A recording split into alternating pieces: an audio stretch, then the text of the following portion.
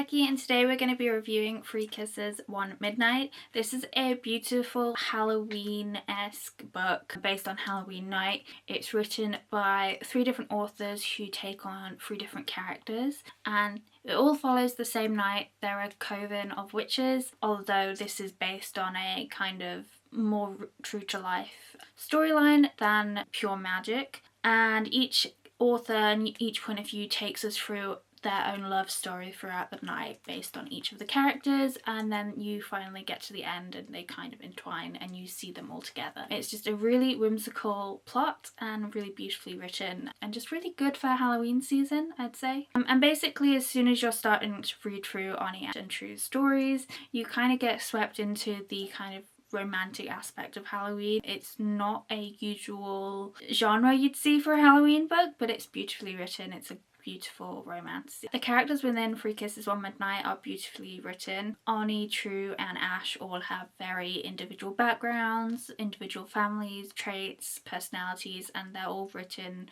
so well that you really understand why they're friends and how they're different as well. We also had friends that didn't always see eye to eye. They have very different thought processes. One is much more interested in the kind of magic side of things, whereas True has more of a scientific background and a bit of skepticism about it all. But despite this, they love each other very much, and you see this throughout the stories that they, whilst they don't always agree, they do respect one another, which is great to see. They also have respective love interests throughout the book, which are all very different and very diversely written. Not one of them has the same storyline at all, and they all find their interests in different ways and figure out why they like them. Oni's character specifically really stood out to me. There was very much room for her to be written as kind of a stereotypical rich girl stereotype, but her love of the astrological and the tarot cards and things like that really helped bring her to life as the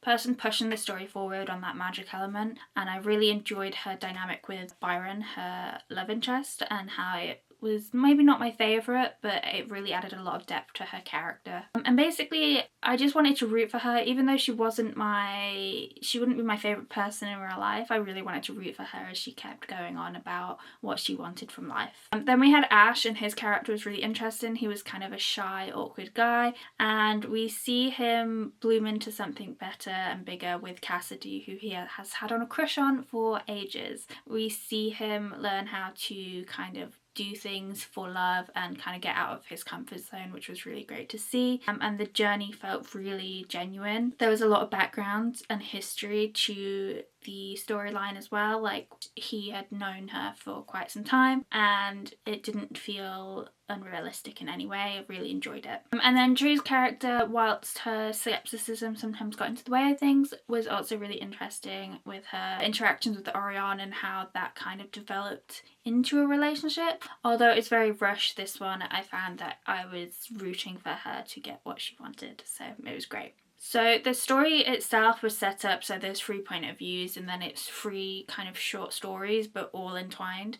So you get to see True, Ash and Ani's point of views for the day leading up to the 400th anniversary of the town's, it's the town's anniversary celebration, which is also around Halloween. There's also this entire plot that's entwined throughout where there's a love potion, and this was meant to help all 3 of the coven kind of find their one true love. Ani's kind of goal for this was to find the specific person she already liked and get them to love her. True was a little bit more skeptical, and Ash kind of goes along with it. And it's just really interesting to see all their different views about the love potion, but they still kind of carried on with the storyline. I found the stories themselves, it's kind of like reading 3 short stories or 3 novellas. It was really interesting format and way of setting it up, but then bringing it back together at the end of each of the stories so we see all the characters together. It was just really enjoying how it got to those points. I'd say that True's story was probably the most dramatic story. With the skepticism, it was really interesting to see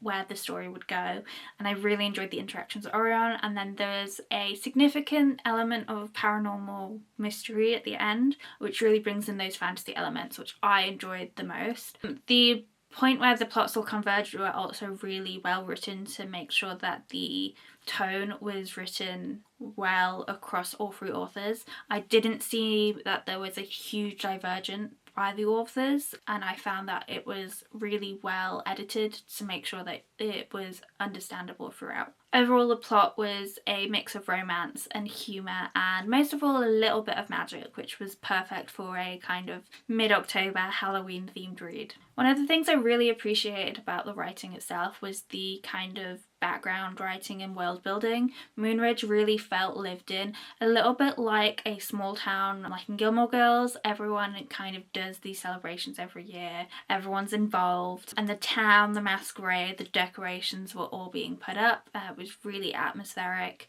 Even though it was based in the kind of real world, you really felt like you were there as you were reading. And also the seasonal atmosphere, you could tell it was autumn. It was quite perfect for like reading if you like in a rainstorm with the window closed and some candles burning. Perfect timing. My one issue with the 3 stories being 3 separate stories and not chapter by chapter was that sometimes the transitions felt a little bit weird. You were kind of wondering what was going to be happening to the other characters if they weren't mentioned for a while, and yeah, I kind of wish there was a little bit more cohesion that way, but otherwise I think it really perfectly was aligned. The short story feel for each of them was really wonderfully written, and it means that you don't have to read the whole book at once. You could read one short story per day, for example, and it would all make cohesive sense. One of the kind of central themes as well was about kind of love and following your heart, and it not always being the person you want it to be, and I really enjoyed that narrative and showing that, you know, you're not always in the right. Sometimes you'll fall in love with someone who you may never have thought you would have fallen in love with,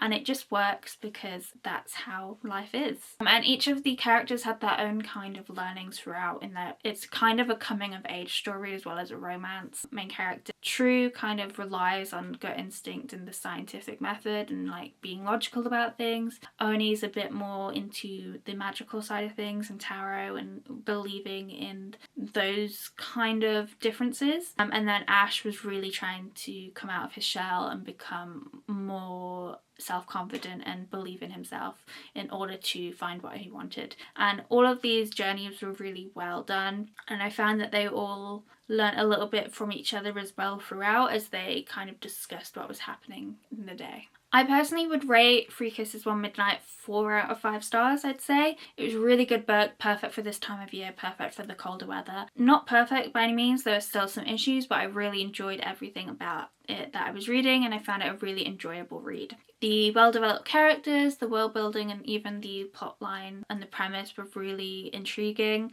and if you like kind of cozy fantasy, light-hearted fantasy, this is probably a book for you. So yeah, if you're looking for the perfect Halloween read, pick up Three Kisses One Midnight. You won't regret it, and I hope you enjoy reading it, and let me know what you think. Or if you've already read it, let me know what you did think, and if you'd read it again and recommend it. I'd love to know what other people thought of this book too. And yeah, thank you for watching, and I hope to see you again for the next one.